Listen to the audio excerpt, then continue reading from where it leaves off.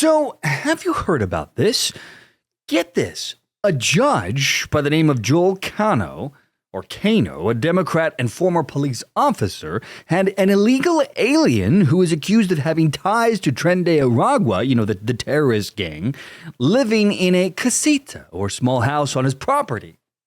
The judge resigned back on March 3rd, shortly after federal agents arrested Ortega-Lopez, the 23-year-old Venezuelan national, on Joel Cano's property in Las Cruces, New Mexico. Now, Ortega-Lopez, who entered the U.S. illegally back in December of 2023 via Eagle Pass, Texas, remember that during the Biden administration, that chaos?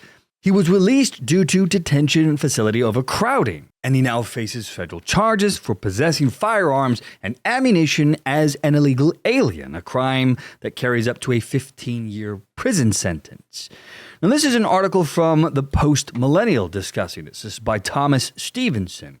He writes, Democrat, New Mexico judge resigns after alleged Tren de Aragua member found living in his home. A Democrat judge in New Mexico has resigned after Immigration and Customs Enforcement arrested an alleged Tren de Aragua gang member at his home.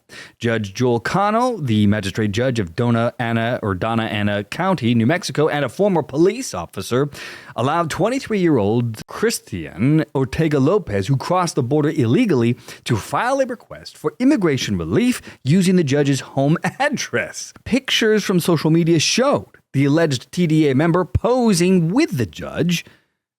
This according to a Breitbart report. Ortega-Lopez was detained on charges of illegal possession of a firearm and also has ties to TDA, federal prosecutors have said. Earlier this year, President Donald Trump declared TDA a foreign terrorist organization. Now let's talk about this for a moment. The Post-Millennial is glossing over the fact that this Ortega-Lopez character wasn't just found with pictures of him and other illegals firing off rifles at a shooting range. He was, in fact, with the judge himself in his home. Take a look at this little Christmas gem.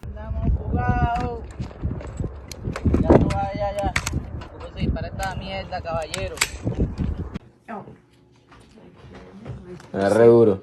Oh, sí, está pesado. Está pesado. Yo no sabía que estaba. What, is it? Yeah, it's Put heavy. it on. A ver, caray, patrón, ¿cómo es que sí? Now, 4 firearms were recovered from a neighboring property owned by April Cano, who allegedly allowed Ortega-Lopez to handle and fire them. Ortega-Lopez admitted to possessing and firing these weapons as documented in a Facebook post from December of last year. The raid and the arrest at his property was obviously a huge scandal, especially considering the illegal alien that they were harboring is a suspected member or has ties to the terrorist gang. And to boot, there is an ongoing federal investigation now into Judge Cano. As noted in some reports, he is likely in serious trouble for harboring an illegal alien and or providing material support, though no charges have yet been filed. Resigning by the judge is likely a preemptive move to avoid further scrutiny or potential impeachment, as judges in New Mexico can face removal for misconduct. I'm just speculating here, but the fact that the HSI raid was triggered by an anonymous tip also, to me, indicates a likelihood that there is more than just a chance encounter here. This guy didn't just pop up out of the blue to be hired by the judge. Judge Cano's experience as a police officer and as a magistrate judge should have made him very wary of associating with someone who is here illegally and whose background would otherwise have been incredibly unclear. And yet it's, let's hang out with the family for Christmas and enjoy rifle time fun with each other.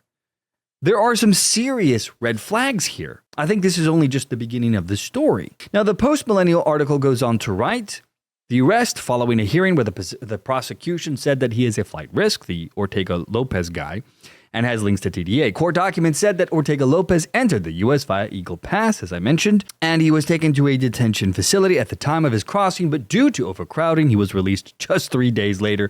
Thank you, Joe Biden. Thank you, President Vegetables. After spending some time in El Paso, Texas, Ortega-Lopez met the judge's wife, Nancy Cano, imagine that, and began doing some handyman jobs as well as construction. Ortega-Lopez was then given an offer by Cano to live in a casita on her property, small house, in New Mexico. Images that were obtained by the outlet that were on Ortega-Lopez's phone showed mutilated bodies Wow, that's great, with some being decapitated. Well, there's a winner right there, right? Ortega-Lopez is currently in custody at Donna Ana County Detention Center on charges of being in the country illegally with firearms. WTF is what comes to mind. This scandal, in my book, is just a microcosm for a much larger problem here, especially with the judicial branch. And when we consider the hellbent nature of all these judges trying to stop Trump at every turn on evicting illegal aliens, it begins to make you wonder. Now, I'm just speculating here, but is this all just anti-Trump, TDS, Trump derangement syndrome behavior? Is it a political ideology? Or is there something far worse?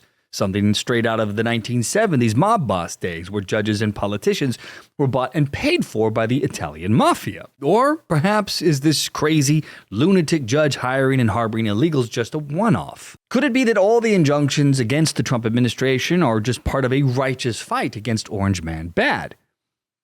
Either way, I am glad to see this judge is not on the bench anymore. This guy is a lunatic for harboring an illegal alien. What was he thinking?